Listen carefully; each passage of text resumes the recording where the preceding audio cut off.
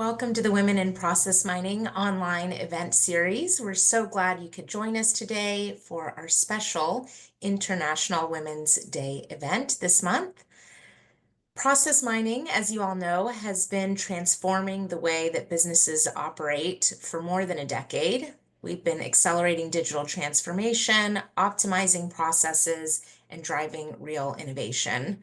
But as we know, acceleration isn't just about technology, it's about people as well. It's about leaders who see opportunities for change and take action to make it happen.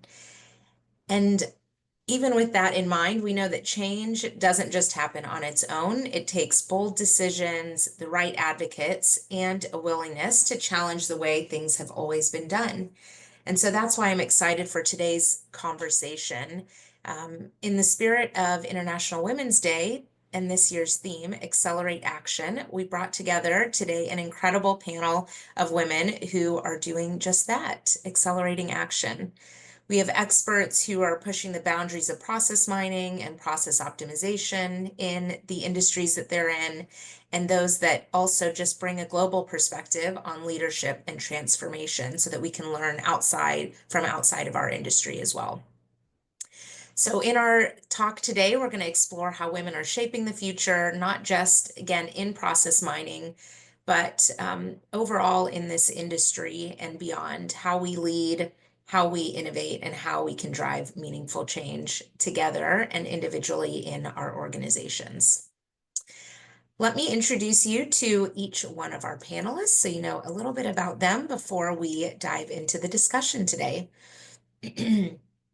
First is Carmen Rüdiger. She is the Chief Revenue Officer in Germany for SAP Signavio and LeanIX, and she's responsible for driving go-to-market strategies for process transformation solutions.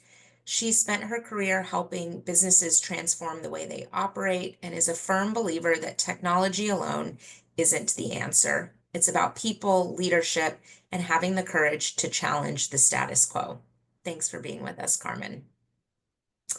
Next, we have Gretta. Gretta is the North American process mining leader at Accenture, and she helps organizations unlock efficiency and drive transformation through data-driven insights. She works closely with companies to turn complex data into clear insights that drive real change. What I've gotten to know about Gretta is that she is really passionate about problem solving and loves seeing the impact that small process improvements can have on a company's bottom line and, of course, its people. Thanks for being with us, Gretta. Next, we have Maria von Scheel-Plessen. She has built her career at the intersection of business, technology, and leadership. She's a keynote speaker and strategist, and she advises brands on leadership, technology, and customer engagement in the digital age. She has a wealth of experience across top global companies, is a director in EMEA, and she will bring a unique perspective on how organizations can accelerate change and shape the future from a different industry standpoint for us. And then last but certainly not least, we have Roberta Avelino, who is a specialist in lean methodologies and process optimization, and she is at Bauer Group. There, she leads initiatives to enhance efficiency and continuous improvement, and she brings her strategic mindset to that process optimization, incorporating lean principles and ensuring that there's measurable impact in the work that they do. What I've come to learn about Roberta is that she really enjoys tackling challenges that other people shy away from and believes the best improvements can come from collaborating and fresh thinking. I feel very privileged to be amongst these women today leading our panel. If I haven't had a chance to meet you yet, my name is Christine Hunter, and I am one of the co-founders of the Women in Process Mining organization. All right, well, why don't we dive in? We have about 45 minutes or so with these incredible leaders, and so I know you'll take away a lot from our discussion. Of course, we're in a community of women in process mining, so let's start our discussion there in this world of process mining. And would love to hear both from Carmen and Gretta. So, Carmen, maybe if you can start off from your perspective, how is process mining transforming the business today, and where do you see the biggest opportunities for innovation? Thank you, Christine. Hi, everyone. Yeah, so process mining, frankly, I think it's one of these major game-changing technologies, frankly. So what I would like to compare is running a company without process mining, frankly, is like navigating a ship in the fog. Not knowing what is actually happening within the processes, where are inefficiencies, where should we be taking turns? Frankly, it's insane. So I think process mining is game changing to each and every company in each and every industry. And this is why this is such an exciting space to be in, to work in, and why I think this is crucial for each and every technology and trend to come to be the baseline for everyone to have, and not just for the CIOs of the world to get transparency into their processes and system landscape, but way more important for each and every business leader in finance, in operations. You need process mining. And this is why this is so exciting. It is. Greta, what about from your perspective? Yeah, absolutely. I love that foggy metaphor, Carmen. That's great. I get to work across industry, and what's very common in terms of, how process mining can help transform business today is that leaders are being asked to make decisions much faster than ever before. And in order to make the right decisions, they want more data. So our leaders and C-level staff they're looking for more data, and process mining gives them that data that they can make more confident decisions faster. And that's been kind of the biggest impact I've seen in terms of it took longer to get these answers before on what's the biggest problem, the lowest hanging fruit, what could change the business right now today. We're able to serve up those answers much more quickly with process mining, and that's been very game changing, as Carmen said. And I also would say that in order to kind of make these decisions about where to put budget and where to prioritize change, the comfort of knowing that there's a technology that can help us measure and monitor that change in a way that they never could at that level of detail and visibility before has also given transformation leaders a lot of confidence in moving forward into pushing new change. So that visibility to have data on where to prioritize first and foremost, but secondarily, that safety net of knowing you're going to be able to measure and prove that has been where we see leaders really glob on to process mining. Yeah, it is such a great platform that ties to our International Women's Day theme this year around accelerating action, being able to have that data more quickly and be able to digest it in a way that helps you to take action within your organization. Process mining, of course, has been around, for some time, but even, beyond that technology, obviously process optimization and improvement has been something that many businesses have been tackling for a long time. And Roberta, you specialize in that area around process optimization and lean methodologies. So just be curious from your perspective, where do you see some innovation there, and where have those approaches helped to drive that action and business impact? Um, Maybe I will start by the basic. I think that especially with the companies that they are going more and more global, we should be sure that we are speaking the same language and we are comparing apple with apples and that we are talking about the same thing. And I think that with process optimization, we need to be sure that we're talking about the same thing. And that's why I also find so incredible the process mining, because it's kind of like thousand computers. They are being sure that we are analyzing from different perspectives and with with the use of the technology AI, we can having insights that would have taken like days or a lot of Excel, Power BIs, and so on, and they are all integrated. I find this really exciting as a process engineer. Let's put it like this. I think like this first step is like talking about the same language and finding standards, but adapting to the local needs. Like sometimes when we also work worldwide, we need to be sure that we have the same understanding about the topics, and that's why I like the way that how you're going to stock your data and how you're going to make this different connections. It's something that we should be more and more paying attention. And one tool that I really like, which is not related to process mining, but more process, it's like this value stream mapping when we look the whole process and talk to the different colleagues and they need to explain how they work. And then we find potentials and then we find measures.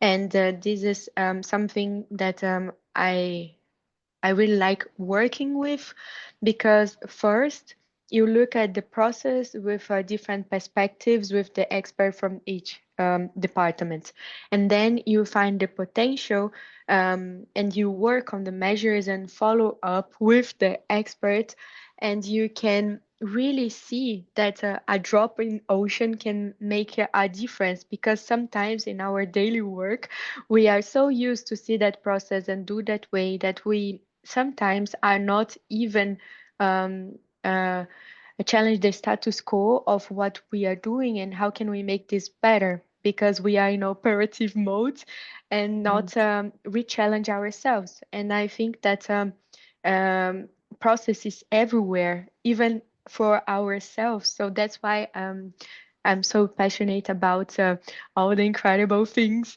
that's going on with AI and how can you wreck yourself and be more productive in so many ways.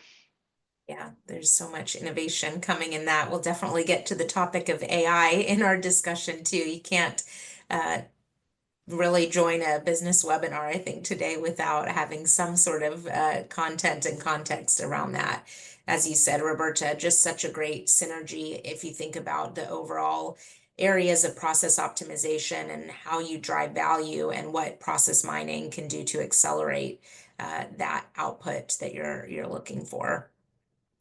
As we talked about to kick off the discussion, there are some incredible tools like process mining or platforms to help with that transformation, but change doesn't just happen with the technology. It's a lot about leadership, how you're getting buy-in, driving action across the organization. And so Maria would love to, bring your perspective and point of view here. You've worked with leaders across multiple industries and would like to know from you, what are you seeing as leadership qualities that are essential for driving this type of transformation and change within an organization? Yes, absolutely. So first of all, thanks again for having me and for letting me join your wonderful community. From my point of view, we need a strong innovation focus as leaders. So we need to be able to speak out loudly and very boldly about our mission statement, about our organizational purposes.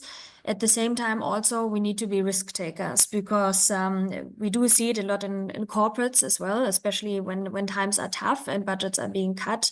Not many dare to take decisions and to lead the way. And for me, it's crucial to be a first mover, to stay ahead of the curve. That's, I think, one of the only ways and how you can stay ahead of the curve in order to be the first, in order to be innovative also in your approach and in your communicational tactics. So that is for me, or are for me, really key traits. Then at the same time, also, you need to show strong commitment because you need to walk the talk. You need to not only inspire and provide a strong vision, you also need to live up to the vision you've provided to your team. And otherwise, you're not going to be taken seriously. You can't take yourself seriously anymore, and your team doesn't either. So in order to lead properly, you need to really live up to the standard and to the topics you have already put onto the agenda. So a strong level of commitment and self-awareness as well are key. From my point of view, if you already have strong connections internally to the stakeholders who are in charge besides you, this is also one of the very important factors, because you can't decide it on your own. And especially every one of us in corporate knows it very well. You need to join several alignment loops.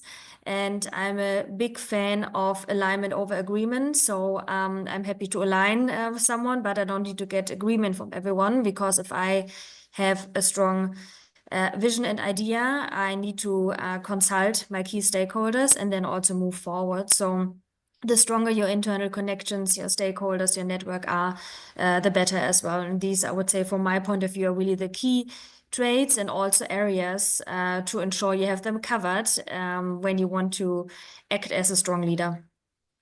Absolutely. I can resonate. I took a note just for myself in that, the alignment greater than agreement. I think what a great way to be able to drive progress forward. As you said, different people have a different approach. And sometimes you just need to pick one and commit and take the next step and then learn from that and adjust accordingly. So a great characteristic of a leader.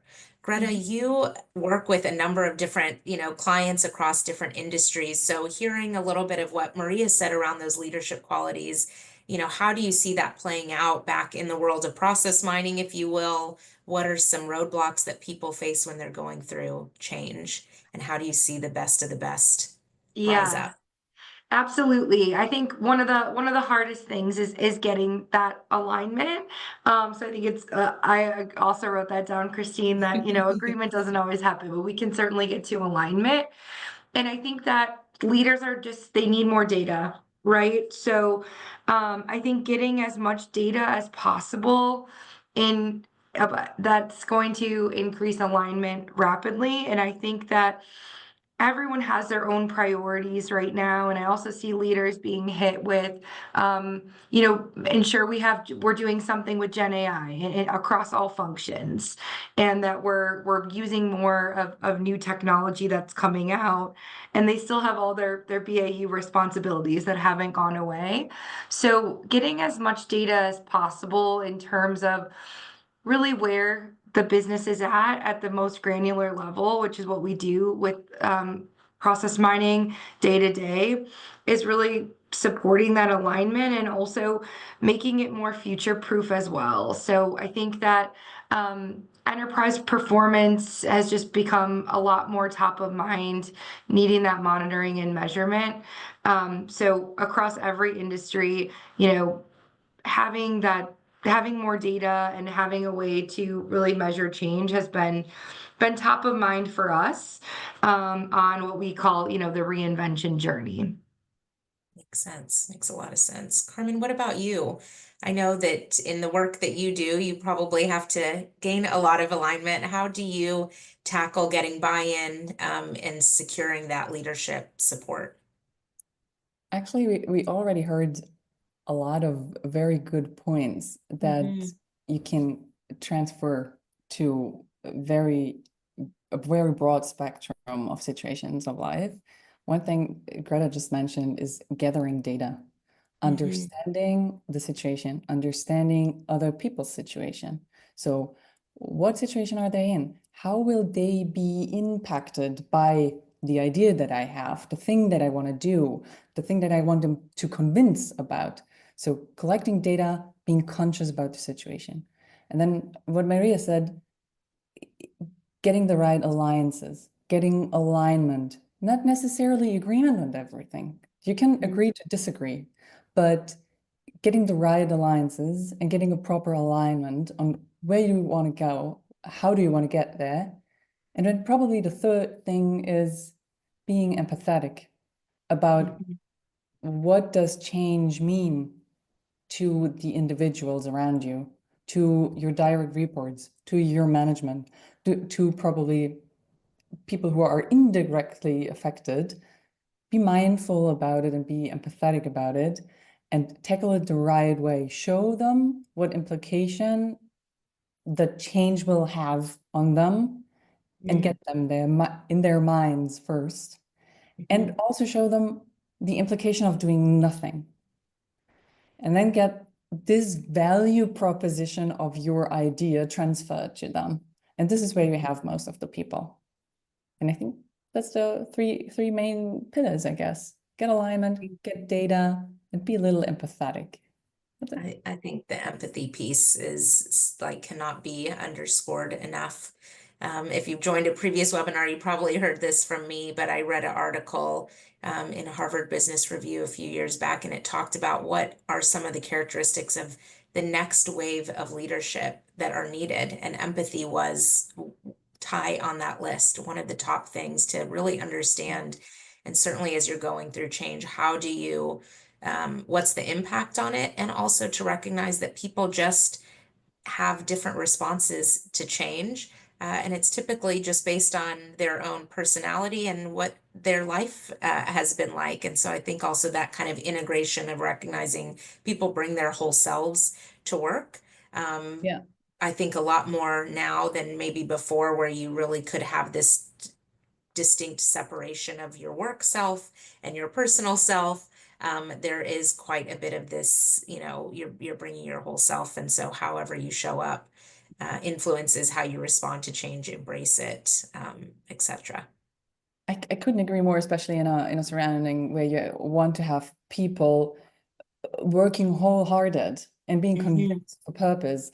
You need to win them mentally. We need to win their hearts to be committed. So I couldn't agree more. Yeah. Yeah, Okay. absolutely. Roberta, you have also, obviously been part of transformation, and you've been in traditionally male-dominated industries in your work. So would love to hear from you on that kind of dynamic. Where have you had to push boundaries or change the status quo to drive progress? I just wanted to say that I love what you just said now. I took many notes and I was like, oh, this is really good, especially because I work in different companies like cultures and um, not only like Germany, but for US companies and so on. And I see the culture, it plays such a role on the change management. It's so crucial. It's so crazy. But the empathy and listen to the people and understand what the implication, what Carmen just said, I was like, yes, oh my God, yes. And it's really nice to hear from a leader that is driving change, that yeah, you have empathetic, because sometimes a lot of people, they are focused on the results and they forget there are people behind. And even when we are analyzing the data, it's not only put all data there, you still need people to interpret.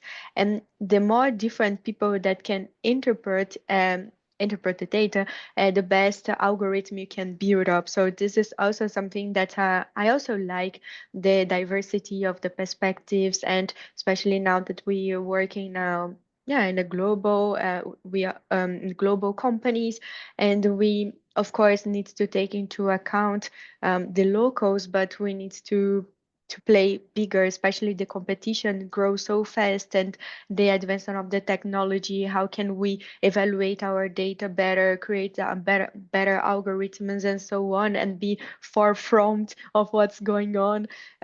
Sometimes can cause a lot of anxious.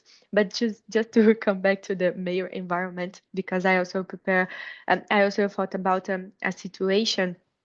Well, today I'm 30 years old and I start my career, yeah, with 25 after do like a double degree in France, which for a Brazilian was not easy. Engineering French was difficult. In Portuguese was difficult. In French was like impossible.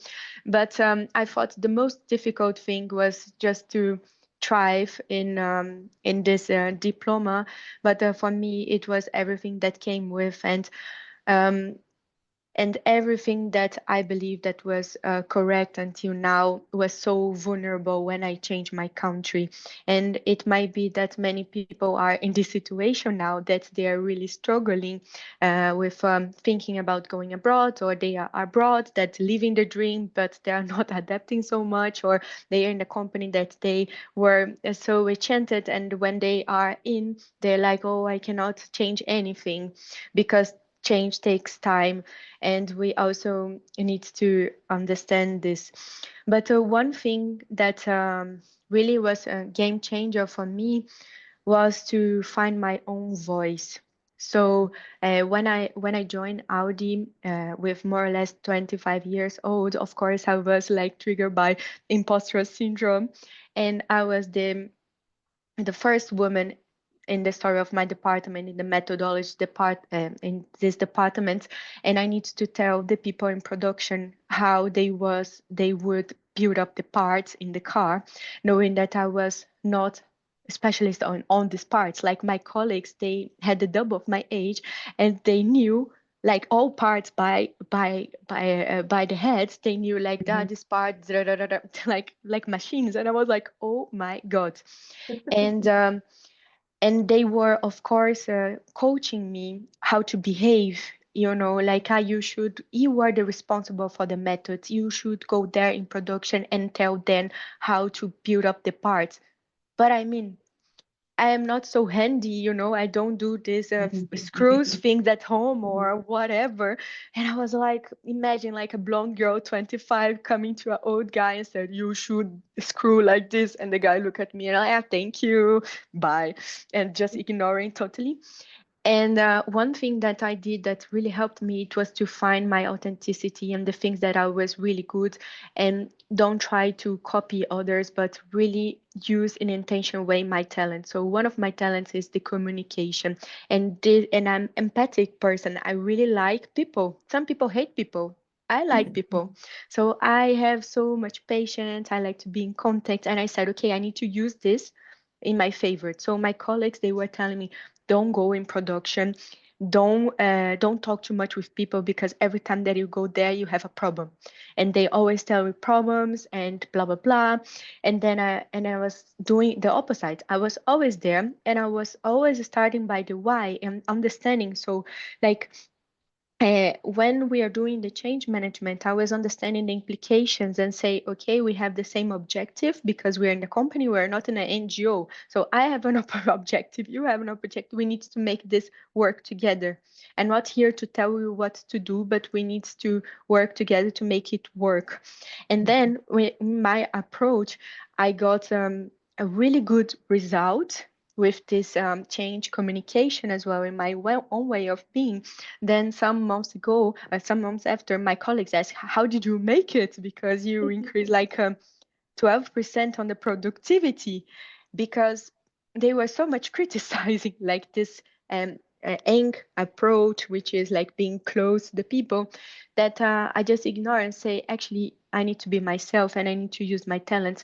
And it might be your talents, not communication, but you need to ask people around what you are really good at, because it might be that you don't see or you don't know, because it's so easy for you. But if you know, and if you use this in an intentional way in your work, and so for example, for me as an engineer, you would think like communication is for like marketing, salespeople, whatsoever. But we also need empathic engineers. We also need, like all kinds of people to be sure that we have the best results. And the most different perspectives, the best for innovation. So this is also works with the data. Like the more diverse data or database that we have, the best is, because we have different perspectives, and this makes our algorithm richer and better. And this is something that I wanted to give as a thinking for our audience, like listen to with our leaders here said, but also look inside and find your own authenticity. It's really good to have process and standards of things that have worked before, so from your colleagues and more experience and so on, but also try things more aligned to yourself, because if you are true to yourself, you're going to have good results. I'm sure of that. And don't be afraid to be yourself. I think that is such a great reminder and encouragement, because often we see characteristics from other people that we really admire. And I think that's really healthy and valuable. But sometimes we hold ourselves to a different standard as we look at those characteristics, rather than kind of rooting ourselves in what our own individual strengths are and how you could use that to get to the outcomes that you're trying to drive in an organization. I know I've done personally a lot of strength-based assessments and works, and it started in my university days. And what I learned through some of those is, maybe your parent said, oh, you're one in a, you're one in a million, or, really made you feel special. But actually, when you look at the data, when you do those strength-based assessments, of course, there is a set of strengths that are out there in the universe. But what I learned is, if you do like a strength finders and they give you your top 5, you really are truly, based on the data, one in a million. You may have the same 5 strengths as somebody else, but they're not in the same order. And so everybody has that unique combination of strengths. And the more that you understand it for yourself, as you said, Roberta, you're able to know how to show up and unlock that to do the work that you need to do, even if it's different than what had been done before. Maria, I'd love to hear from you as well, on this topic, either around, strengths, but also, as we're going through change, a lot of time we have the ambition for change. We can see the vision of where we want to go, but it's just a little bit of human nature that there's some sort of pause in getting the action to take place. And so there's places that we really need to break through in terms of action. And how do some of those best leaders that you've worked with, or just in your own experience, how do they break through? Obviously, we talked a little bit about empathy and really understanding the why behind that. But any other perspective that you have, we'd love to hear. Mm-hmm. Yeah, so from my perspective, it helps if you can visualize the target state to everyone. So you really bring everyone on board and you show them what exactly does the end result look like, because not everyone might already buy into your vision or might already know what exactly your next steps are. So this is really key for me.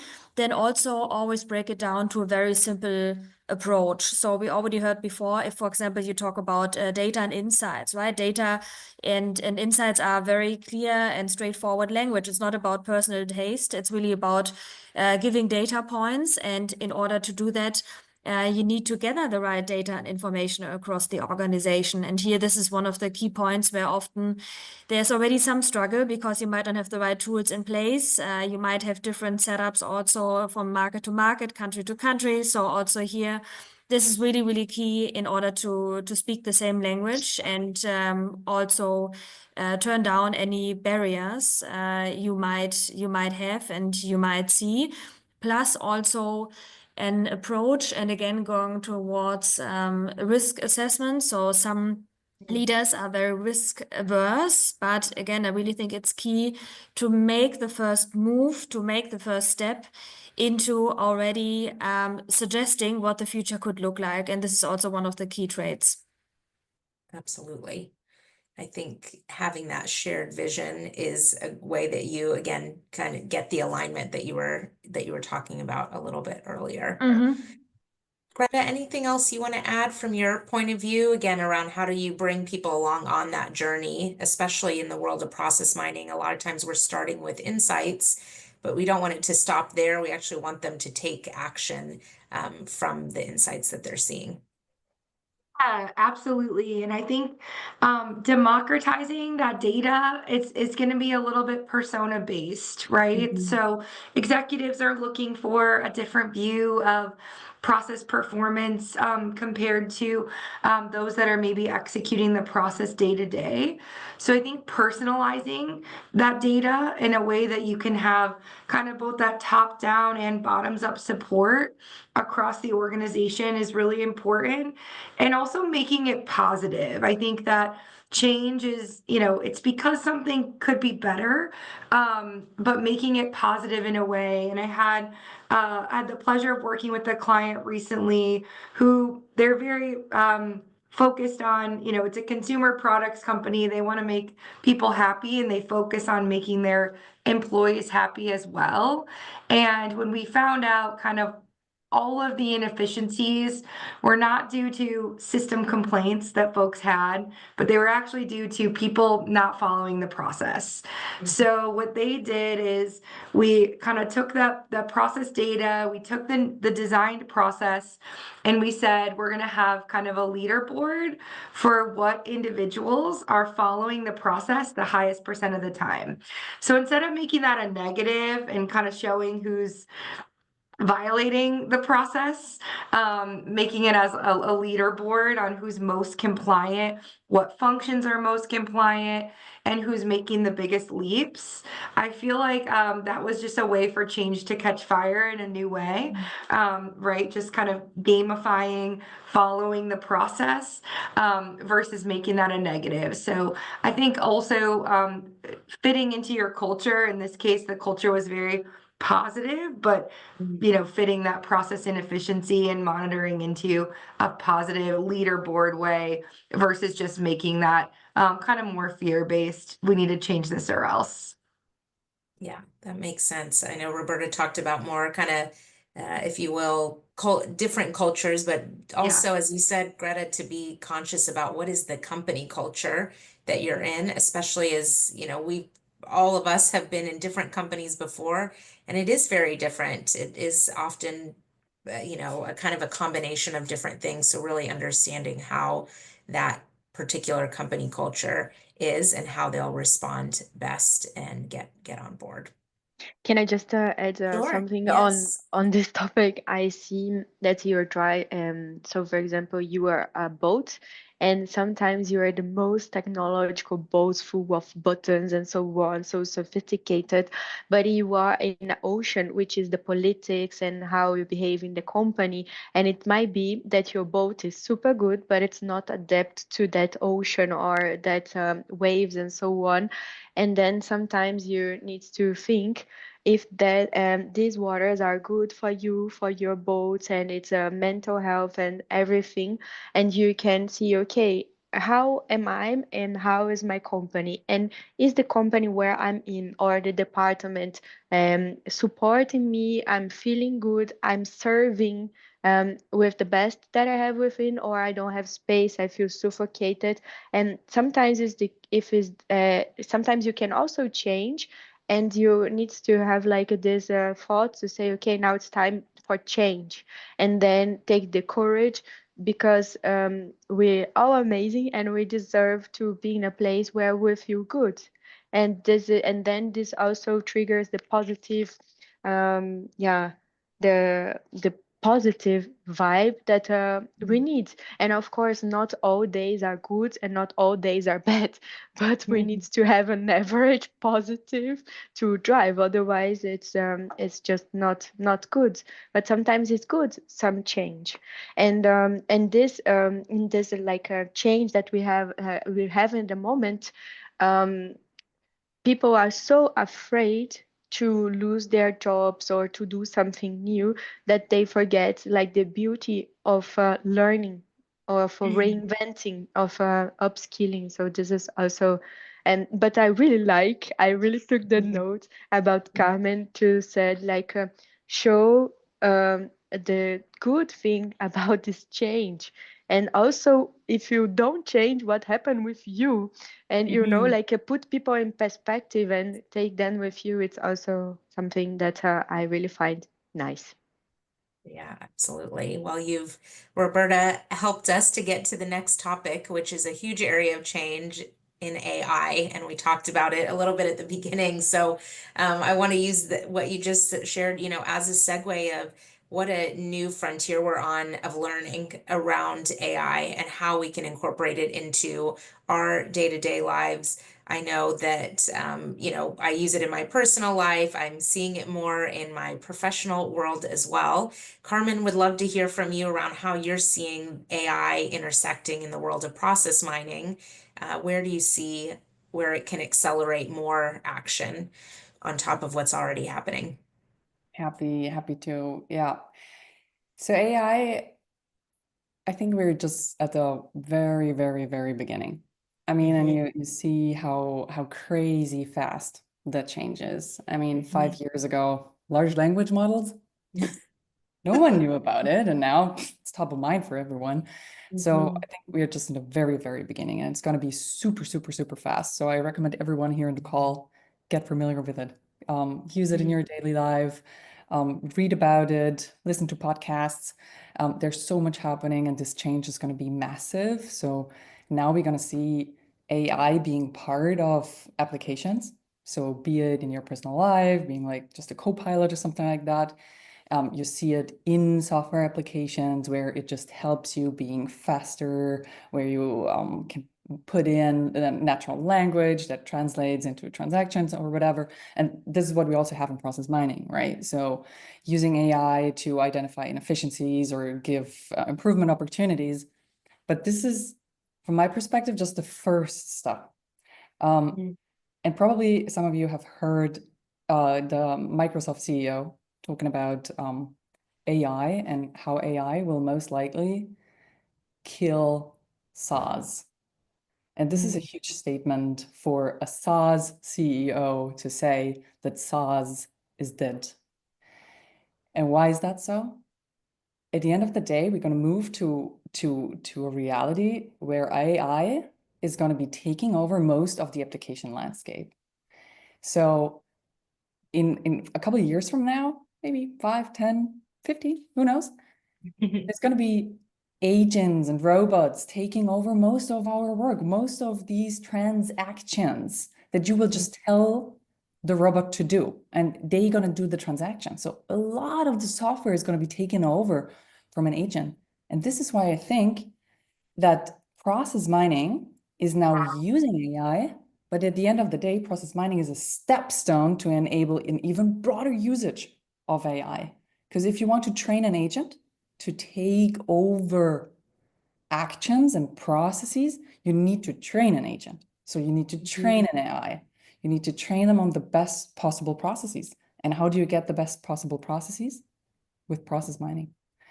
So I think this is really two key technologies coming together and accelerating it and leveraging each other to become even better. So as you might realize, I'm super excited about what is coming up with AI. So yeah, that's my view on it. I think there's so much opportunity there, as you said, in the software world. Maria, I'd love to hear from you on where you're seeing AI have an intersection in the industries that you're involved in. So, as you know, I'm overseeing the marketing and e-commerce for Europe, Middle East, and Africa. So we have quite some AI use cases already. On one side, it's about content optimization. It's about localization of content, translations, ad frequency adaptations. So also to know whom to show what type of asset, at what time, in which city, which type of product, and so on. So all of that is really generating much more efficiency for us. Then we also had a lot of improvements and efficiency gains on the customer service side. So this is often a bit tricky because in luxury, the customers have a high expectation towards who they're talking to. And we couldn't really live up to the standard with chatbots and so on. And also what we noticed is that the audience actually and the consumers then started to have some more private discussions with the chatbots. So they got a bit sidetracked and even talked about weekend plans and so on. So I think here we still need to improve ourselves and see really to bring the right use case to the table. But in general, I think the adaptability rate is key. So again, here also to really test and learn as much as possible and also have the right people in place. For me, this is often a bit overlooked. We need to hire the right talent. We need to hire also employees who understand data and insights. And from historical point of view in marketing and luxury, only now on the recent month and years, we started to hire more marketing analysts, for example, and have a data science team from a media point of view. So these are some nice short-term gains and wins, but only happened recently. And I think really adaptability, hiring the right talent are key. Yeah, makes a lot of sense. Well, we are coming close to the end of our time. Always when you're in a good company with good people, time flies by. So I'll maybe switch gears a little bit here as we start to close out the discussion, to both address some questions in the chat, but then also hear from this great panel around advice that you have, both from leadership in your career, etc. As we've talked about a little bit here, the theme for this year's International Women's Day is around accelerating action.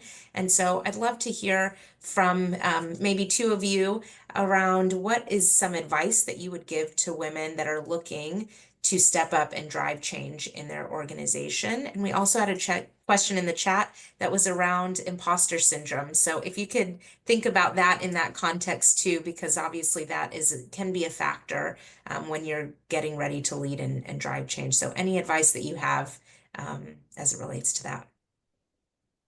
Start with that one. I think Sure. that, as we talked about, a lot of these use cases for AI, they're new. People don't know yet. We don't know how to apply them. We want to apply them. There's not been enough thought to it in our own organizations. And my advice is something that my dad always told me growing up, which is why not you? So why not you? You have the ability to upskill and potentially become a thought leader in the AI space for the function that you're working in right now, because you have your expertise. You can upskill yourselves on these technologies that are ever changing, and really find that unique fit, and unique perspective that no one else is going to have. So I think that there's a huge opportunity for all of us who have a base in technology and kind of understand the bare bones and can think like an engineer, or whatever space you have. You have that unique perspective, and you can layer on those technology skills to really bring a unique perspective and hopefully impact your organization. So kind of try to quell that imposter syndrome, and whatever is holding you back, focus on investing in those skills and eliminating that roadblock for yourself. Yeah, I absolutely. love that. Why not you? I love Mhm. that. And I think you mentioned something just in the first sentence. It was your dad telling you, why not you?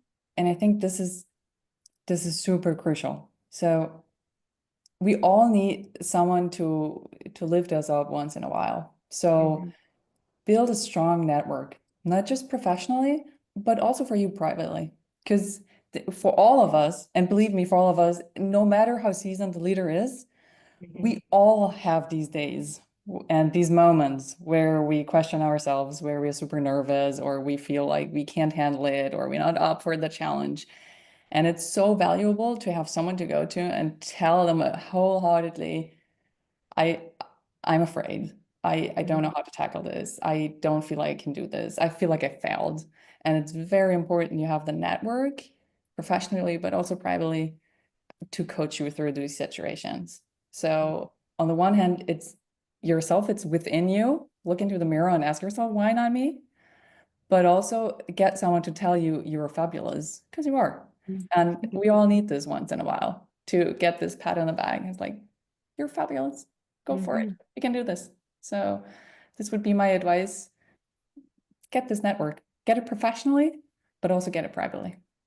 Yeah, I think the private one too, even if they're not in your professional world, Absolutely. they often know you in a unique way and can call out or see things. I think, Roberta, you said, ask people, what do they see in you that often you can't see in yourself because it comes natural to you. And those are the things sometimes that we forget about ourselves that your personal network, or I like to say like your personal board of advisors, if you will, that they can call some of that thing out and give you the courage to kind of overcome some of the imposter syndrome or the challenge that you have ahead. Maria, Roberta, any other advice that you would give for people that are looking to lead? I would add, I think first of all, we had some very strong comments and guidance here. I would add that remember that the path you've been on already. So what already got you to where you are today, there is a strong justification to it. And always know your value set. So know your strength, know your weaknesses. It sounds very simple, but many don't know them. And use them really as your core assets in terms of leadership. So what I always do with my team and new team members are value workshops where we position ourselves on a chart, whether we are someone who likes routine or constant change, whether we are introverts, extroverts, and so on. So you know also what type of topics fit best to you, whether it's project management or more like, let's say, like a side hustle, or how challenging, how steady should the project be, how much data and insights are needed, for example.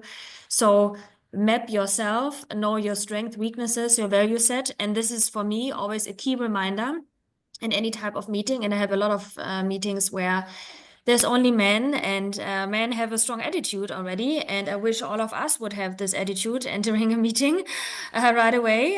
But it's practice. It's years of experience where you become more and more self-aware. So the earlier you are aware of yourself and of your value set, your core principles, the better and the quicker also you can work with yourself. You can express yourself to others, and the faster, from my point of view, also your career is going to go, because everyone knows exactly what you stand for. They know how to work with you and where to not loop you in. So it's a very direct and transparent approach. And at the same time, always seek for feedback after every meeting from your team, from your manager. Get a quick check-in just to see how you performed, but also provide feedback to your team members. This is also a way of educating and challenging managing yourself. So these would be my key principles. And then also always look for mentors, have an internal mentor, external mentor, and go to networking events. And don't stick to the person you arrived with, but look for someone new who you don't know. I know it's hard, but there's always something which comes out of it. It really is. Thank you, Maria. Roberta, anything to add? Well, one thing really simple, be proud of what you have done. I know that sometimes it's really difficult to live in the present, knowing that we are energetic, ambitious, and we want to drive change and like change the world and do thousand things. But taking the time to be grateful for what you have, and maybe you are living the dream you had 5 years ago, and taking the time really to embrace and be proud of what you have done. It's so important. And don't expect that others will recognize you. Recognize yourself first. I know it depends on the personality. This recognition is more or less important, but for the imposter syndrome, like this self-confidence comes with the time. Of course, when we look at someone really high in the hierarchy, it's not because the person's there. Yes, the person already walks some path and has some skills that you don't have, but the person is also human. So as Carmen said, like we need also other humans to ask advices and to see our weak spots and so on. We need friends. Yeah, we need others. We live in a society. But like really take the time to recognize, and if you have some difficulty, really try to note some things that you have accomplished if this gets really tough on yourself. And remember, you are never alone. You have here the community of women in process mining. Like it's really nice. You can connect with other people that have the same mindset. You have so many opportunities to be with others and to shine up.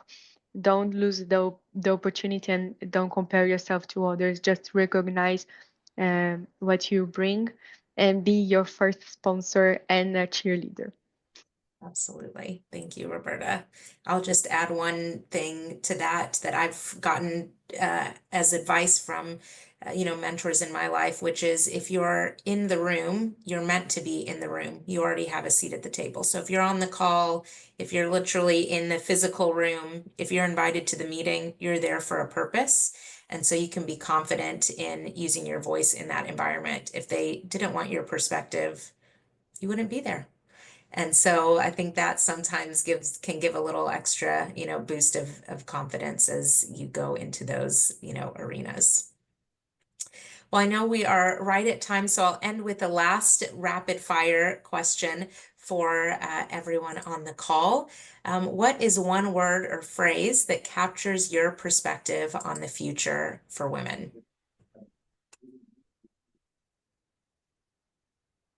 Stay hopeful. Be bold. Mm-hmm. For me, it's be the change you want to see. So not only talk, but really embrace and be this change. Absolutely. Maria? I have several. So once I would say passion is an output, not an input. So also where you're going, always don't look for your most favorite topic, but also look for something which is challenging, and then your passion is going to come. And then also overestimate yourself from time to time, because our surrounding does the same. So in order to progress and to excel in your career, go where you feel uncomfortable and overestimate yourself from time to time. I love it. What a great takeaway. Thanks for sharing, Maria. Thank you to each of you for your time today and sharing openly, transparently, and with vulnerability around your experiences, both from a personal standpoint, but then also how you're driving change within the organization.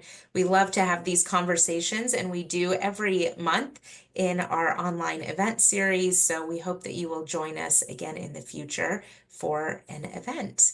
Thank you so much, and I hope you have a great rest of your week, and we will hopefully be in touch soon. Thanks, everyone.